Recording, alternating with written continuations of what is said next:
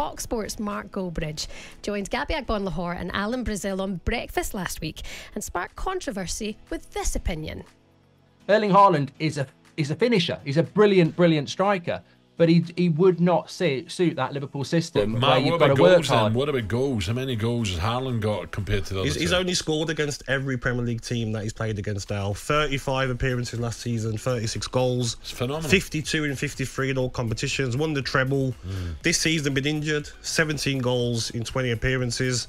Come on, Mark. Mark Goldbridge, slightly controversial opinion, but Perry actually was working on the show that morning, and a lot of the listeners had a lot to agree with what Mark said.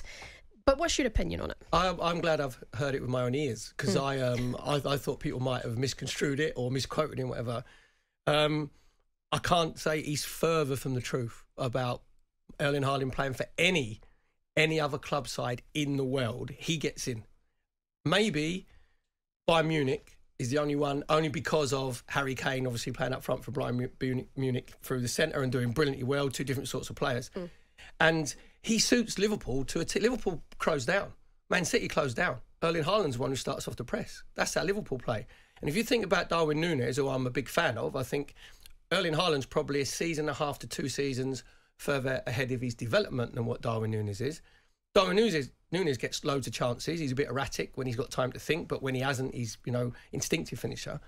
So yeah, I can't. I think that's ridiculous. I think he gets in any team. Do you not think, though, with the way Jurgen Klopp sets up that team, the build-up of play towards the goals, the amount of chances that say that Núñez has had, there is a reason why things work and why things don't work. And if you were just to pluck out Erling Haaland and put him in the place of Núñez, are you not just assuming that you think it's going to come? Did Man City do that then?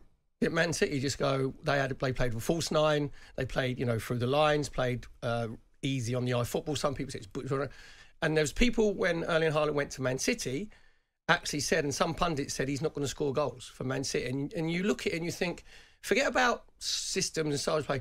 Just look at the amount of chances that those top teams create. And you're not telling me that Erling Haaland couldn't adapt. We're going to talk about the Luton game later on, about his 5 goals. And one of the accusations against him, he couldn't hold the ball up. He doesn't hold the ball up. Well, I was at the Etihad last season when Man City actually rinsed us 4-1, which stopped us obviously winning the title. And all Man City did was, right, you want to press us because Arteta wanted to impose himself. They went, no, we missed that out. They pinged it into Erling Haaland. He held the ball up. Kevin De Bruyne joined in and then just kept putting in one goal. So Erling Haaland can develop to any system. And what you do is you develop to him as well.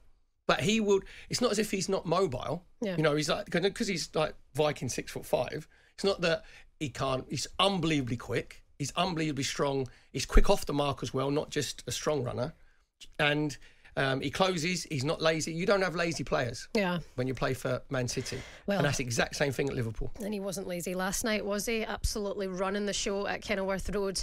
In the FA Cup 5th round, it ended up Luton 2, Manchester City 6. Haaland 5 goals. 4 of those goals assisted by Kevin De Bruyne.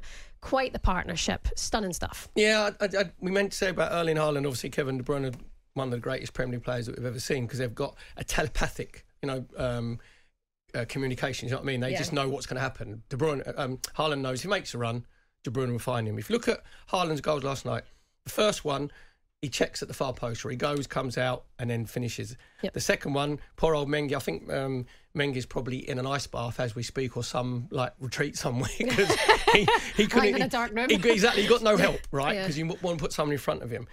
Second one, he holds off me. He lays the ball again. That hold-up play. He lays the ball off with his studs, and then De Bruyne puts him in. Third one's a little brilliant dink when he's 1v1 with Tim Krul. He just dinks it over him. The fourth one is between the goalposts, 6-yard box. And if you're one bit lucky, because it goes through Tim Krul. But they're 5 different goals. That shows you. And Luton actually made them angry because they got back into it free. I felt sorry for Jordan Clark, actually, because Jordan Clark scored 2 worldies for Luton, and they're thinking, right, we're back in this. And then Man City just went up another gear. They really did. And talking about the telepathy between KDB and Erling Haaland, it's just there. And even when Kevin returned from his injury, and it was instant impact, the instant partnership that they have, it's nothing that goes quiet over time or needs working on or built back up again. It's just there. You know, they are that promising together. Jack Grealish, we knew there was a bit of... Well, it was in the news yesterday going into this game. Pep Guardiola had said it's time for him to step up and really get back into this season. We need him to be part of that because it has been a little bit of an off-season for Jack Grealish. He went off injured last night, visibly upset. What do you think this means for him moving forward? But I think we think it's his groin injury, don't we? And Pep Guardiola said it looks fairly serious. Now, you don't know. A groin could be 3 weeks, could be 4 weeks, could be 2 months. And obviously Jack Grealish is sitting there, obviously wait to have his scans and then get diagnosis. Because straight away he'd have been thinking, not necessarily about obviously getting back to the Man City side. He's obviously thinking about the Euros in the summer. Exactly. And already that was looking a little bit iffy. Oh, no, I think he would, if he would get game time under his belt, I think he'd have still been in the squad. But when you see him play on that left-hand side where he had a really good season last year, adapted that, because he's right-footed, he's one of those inverted, he keeps coming inside all the time. He's got to just add more to his game where, you know, go on the outside just to put it out in the fullback's mind or play little 1-2s. Because what he does is he buys brilliant fouls.